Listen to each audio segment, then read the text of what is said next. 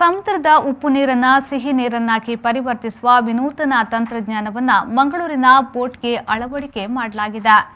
ಈ ಮೂಲಕ ವಾರಗಟ್ಟಲೆ ಸಮುದ್ರದ ಮಧ್ಯೆ ಮೀನುಗಾರಿಕೆ ನಡೆಸಲು ಹೋಗುವ ಮೀನುಗಾರರು ಇನ್ನು ಮುಂದೆ ತಮ್ಮ ನಿತ್ಯ ಬಳಕೆಯ ಅವಶ್ಯಕತೆಗೆ ಬೇಕಾದ ನೀರನ್ನು ಕೊಂಡೊಯ್ಯುವ ಪ್ರಮೇಯವೇ ಇರುವುದಿಲ್ಲ.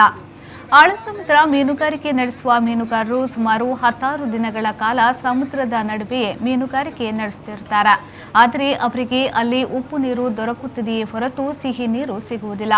ಅದಕ್ಕಾಗಿ ಅವರು ಲೀಟರ್ ಗಟ್ಟಲೆ ಶುದ್ಧ ನೀರನ್ನು ತಮ್ಮೊಂದಿಗೆ ಕೊಂಡೊಯ್ಯಬೇಕಾಗುತ್ತದೆ. ಈ ಹಿನ್ನೆಲೆಯಲ್ಲಿ ವಿನೂತನ ತಂತ್ರಜ್ಞಾನದ ಮುಖೇನ ಸಮುದ್ರದ ಉಪ್ಪು ನೀರನ್ನೇ ಶುದ್ಧ ಕುಡಿಯುವ ನೀರಾಗಿ ಪರಿವರ್ತನೆ ಮಾಡುವ ಉಪಕರಣವನ್ನು ಬೋಟ್ಗೆ ಅಳವಡಿಕೆ ಮಾಡಲಾಗಿದೆ.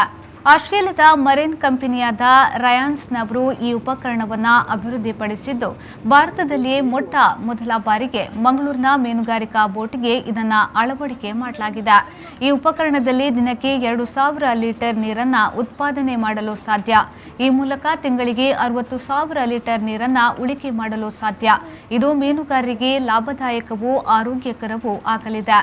ಈ ಉಪಕರಣದಲ್ಲಿ 2 ಪೈಪ್ಗಳಿದ್ದು, ಒಂದು ಪೈಪ್ ಸಮುದ್ರದಲ್ಲಿನ ನೀರನ್ನು ಸಕ್ ಮಾಡುತ್ತದೆ. ನೀರು ಶುದ್ಧೀಕರಣ ಪ್ರಕ್ರಿಯೆ ಉಪಕರಣದೊಳಗಡೆ ನಡೆದು ಮತ್ತೊಂದು ಪೈಪ್ ಮೂಲಕ ಶುದ್ಧ ನೀರು ಬರುತ್ತದೆ. ಈ ನೀರು ಸಿಹಿ ನೀರಿನಷ್ಟೇ ಶುದ್ಧವಾಗಿರುತ್ತದೆ. ಈ ಮೂಲಕ ಗಂಟೆಗೆ 160 ಲೀಟರ್ ಶುದ್ಧ ನೀರು ಉತ್ಪಾದನೆಯಾಗುತ್ತದೆ. ಈ ಉಪಕರಣಕ್ಕೆ 4.60 ಲಕ್ಷ ರೂಪಾಯಿ ಇದ್ದು, ಮೀನುಗಾರರಿಗೆ ಶೇಕಡಾ 50% ಸಬ್ಸಿಡಿ ದರದಲ್ಲಿ ಕೇಂದ್ರ ಸರ್ಕಾರ ಒದಗಿಸುವ ಭರವಸೆ ನೀಡಿದೆ. 8-10 ದಿವಸ ನಿಂತರೂ ಕೂಡ ಅವರಿಗೆ ಶುದ್ಧ ನೀರಿನ ವ್ಯವಸ್ಥೆ ಉಂಟು ಸಮುದ್ರದಲ್ಲಿ.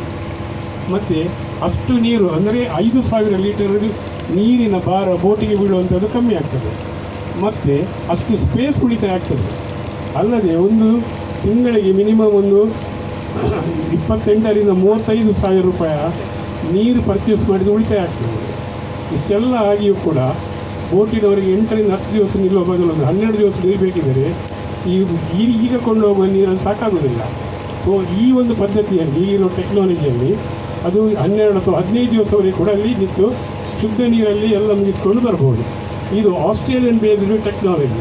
ಇದು ವರ್ಲ್ಡಿನ ಈ ಟೆಕ್ನಾಲಜಿ ಈಗ ಯುರೋಪ್ ಕಂಟ್ರಿಯಲ್ಲಿ ಇದೆ ಮತ್ತು 160 ರಾಷ್ಟ್ರದಲ್ಲಿ ಈ ಒಂದು ಇವತ್ತು ನಾವು ಪ್ರದರ್ಶನ ಮಾಡುವಂಥ ಈ ಒಂದು ತಾಂತ್ರಿಕತೆ ಇದೆ.